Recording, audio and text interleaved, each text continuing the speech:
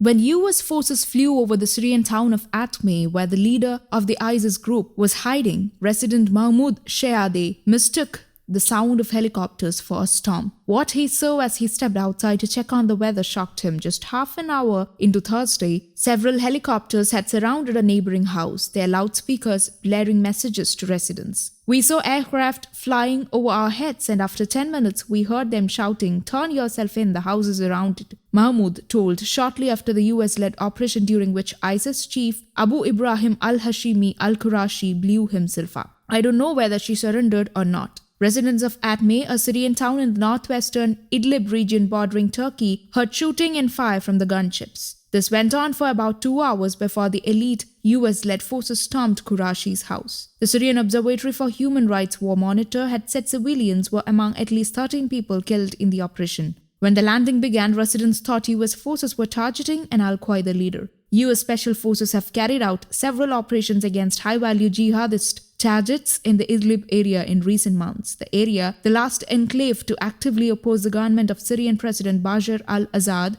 is home to more than 3 million people and is dominated by jihadists. Abu Ali, a displaced Syrian who lives nearby who declined to give his full name for security reasons, said the US blasted messages to reassure residents. He heard American forces say, "Don't worry, we are just coming to this house to rid you of the terrorists." Atme residents were shocked to hear that their neighbor in the modest 2-story house, surrounded by olive trees, was in fact the leader of the ISIS. One of the world's most wanted men, he was living there with his family and his sister. Even his landlord, Mohammed al-Sheikh, was perplexed by the news. He thought he had leased the house to a cab driver. Correspondents shot photographs of the house that show a simple room with little more than 4 mattresses, blankets, colorful clothes, and children's toys. Footage of the house after the operation showed a black plume of smoke billowing out of the first floor towards a partially collapsed rooftop. In the next room, blood was splattered on the wall and the floor. Recounting the operation in a televised address, US President Joe Biden said that Qurashi